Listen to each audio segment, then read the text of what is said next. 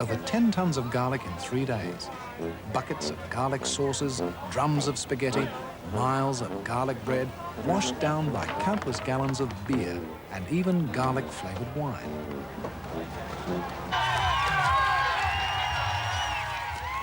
A popular event is the garlic topping. Here, garlic toppers and tailors race each other, cutting the garlic as they do at harvest time.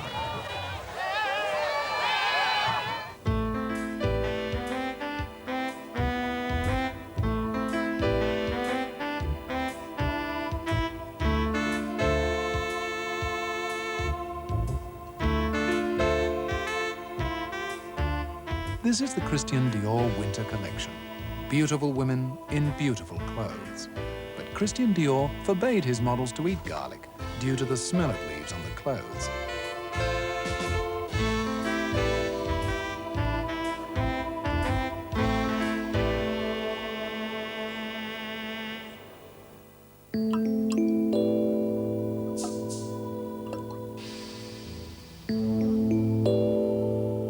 As a tonic, many countries lifted their spirits with garlic. A tipple each day keeps rheumatism, colds and flu at bay. And if you don't want to start the day smelling of booze and garlic, deodorized garlic in orange juice works wonders. The work on garlic and cancer is really starting to snowball. I mean, we're getting many more papers coming out in the last few years that are showing quite a bit of protection against a variety of different types of cancers, which I think is quite positive. Dealing everything from gastric cancer to breast cancer. Now, gastric is not a major problem in this country, but breast cancer clearly is. Some of our own studies are showing as much as a 70% reduction in the incidence of mammary tumors just by oral consumption of garlic. Well, our research in garlic is really focused on the effect of garlic on Candida. This Candida is a yeast which causes thrush. It's the agent which causes thrush, or some people know as Moniliae. For an organism to cause infection, it has to stick to our tissues. For example, in our mouth. If it does not stick, it is very easy to be washed out or washed away by drinking or by food and whatever. This is a very important clinical implication. Why? Because cancer patients, for example, who are immunocompromised patients, or their defenses are weak, in other words, they develop thrush very quickly.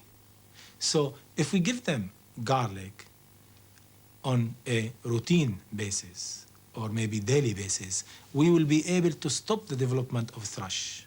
That's one group of patients which are really very susceptible to this infection and which are in need of less medication.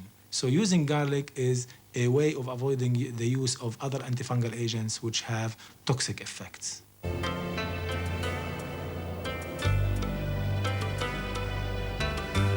The Japanese used to spray garlic water on themselves to prevent colds, flu and other ailments.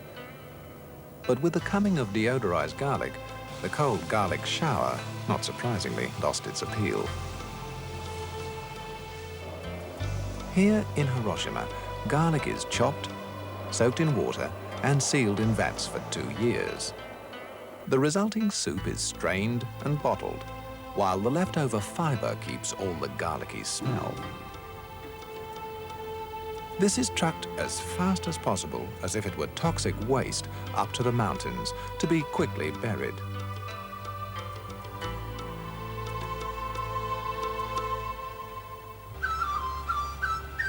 An old quarry is being reclaimed and landscaped, and the buried fibre acts the same way as growing garlic amongst plants, keeping away pests and diseases. Next time you crush garlic, bury the leftover fibre in your garden. In America, scientists are investigating garlic capsules buried beside trees to deter deer and rabbits.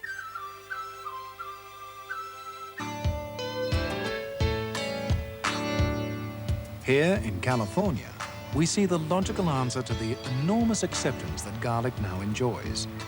It was only a matter of time, 6,000 years, before the garlic harvester was invented.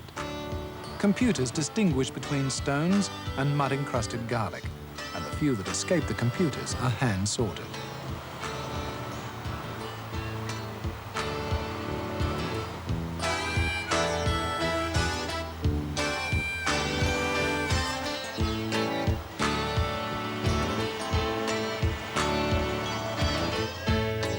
The garlic is then trucked to a factory where it is dehydrated and exported all over the world. There's an old American saying, a nickel will get you a ride on the subway, a knob of garlic a seat.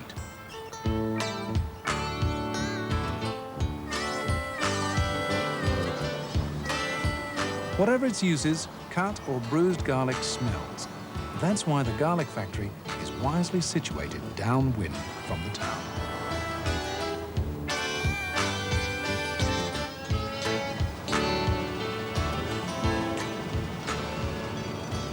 As for its medicinal virtues, they're very widespread and cover a whole range of very serious and key diseases. And modern science is showing today very clearly that a lot of the rationales behind that historically are being proven and shown to be accurate. But I think the important thing about garlic is that it can be eaten by everybody. It can be taken daily in the diet. It's a remarkable plant. It has a whole range of actions, antiseptic, cardiovascular, and in the recent research that's being done, potentially a preventive against certain kinds of cancer. So it's quite unique in the plant world. And another factor that we have to deal with is the fact that people are really not living any longer. Premature death due to heart disease, cancer, high blood pressure, stroke, and many other illnesses is still a problem. People are actually living less long, and the quality of life is poorer. If you go back into the 1930s and 40s, people lived a longer and more vital life once they reached certain ages. Today, we still have people at 30, 40, 50 years of age dying from these disastrous illnesses. And as I say, our modern medical system really has not provided answers to these and other illnesses. I think we need to look to preventive medicine. I think we need to look in nutritional therapy and improvement in diet, as well as the use of things such as garlic. I guess I would point out as background that aspirin originated from the willow tree, and digitalis, the drug used for heart treatment, was isolated in a simpler form from the purple foxglove. So it's not too unusual for rather potent new drugs to be developed based on studies of natural plants. Since the Industrial Revolution changed the face of our planet, many species of plants and animals suffered, including man. Since the 60s, there has been a growing awareness of the damage done and the need for each of us to take a personal responsibility. It seems we've been treating our bodies like we've been treating the planet. Fortunately, science is reappraising the situation, and an awareness of diet and lifestyle may be the key to our survival. Prevention is cheaper, easier, and better than a cure.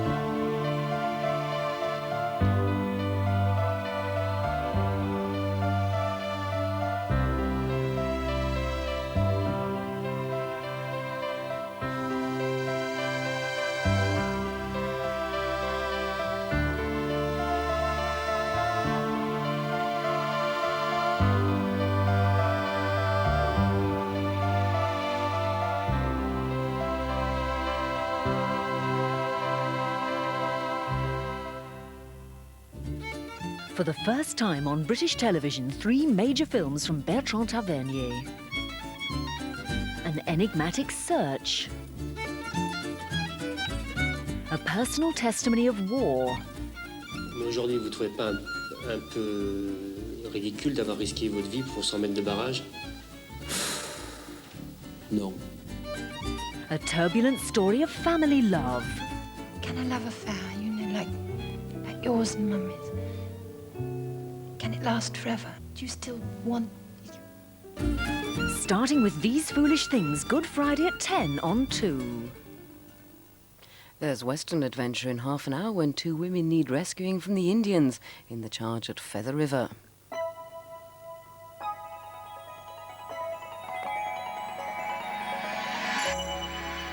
First on 2 matters horticultural now as we enjoy the colour and spectacle of the gardener's world.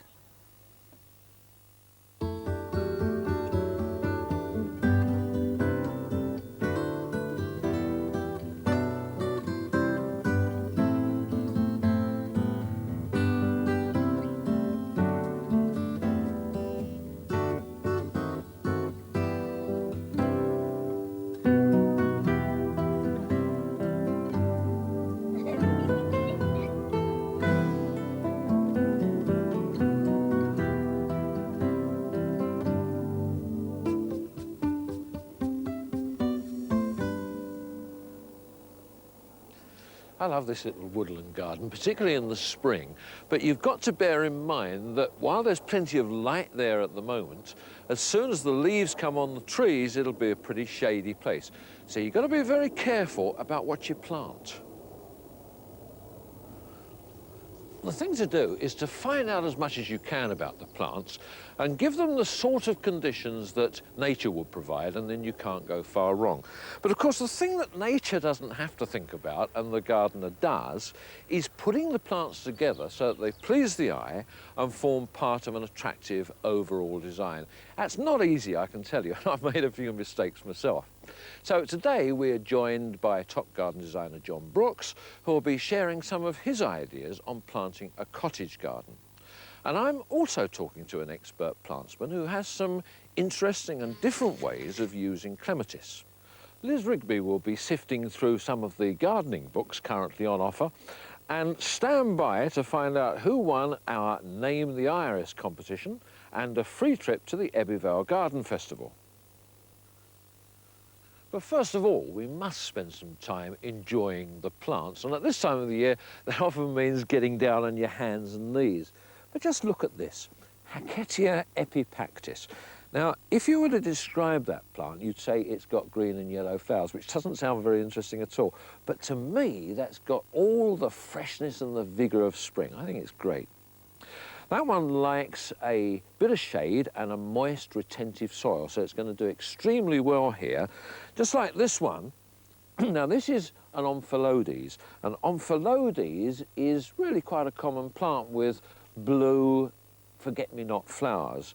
But I saw this one in a little specialist nursery last autumn, and though it wasn't in flower, it was marked Irish form, and that really intrigued me. So I bought it and planted it, and what a pleasant surprise that is. Now, Omphalodes is Greek actually for navel, so this one is called navelwort, and I understand that it refers to the shape of the seed, but certainly this is one navel I should be contemplating with enthusiasm. And over here, there's a good gardening lesson. Not to be over-enthusiastic with the hoe until you know exactly what you've got. Over here, I planted, what, half a dozen bulbs of Pushkinia, I suppose, and they've seeded to produce hundreds of seedlings. I'm going to have a really good clump there this time next year.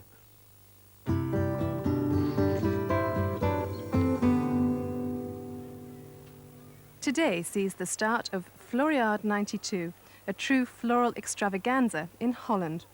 In 1984, preparations began for the garden festival that only takes place once in every 10 years. A 200-acre site near The Hague was chosen, and teams of workmen moved in to start transforming the flat polder into an international showground. Yesterday, Queen Beatrice of the Netherlands opened the festivities, which run between now and October, and a succession of visitors, up to 3 million, will find out for themselves what this year's Floriade has to offer. 35,000 different species of plants and trees will be on show here. Last weekend, final touches were being added to the gardens from places as far apart as Thailand, Russia and Great Britain. In the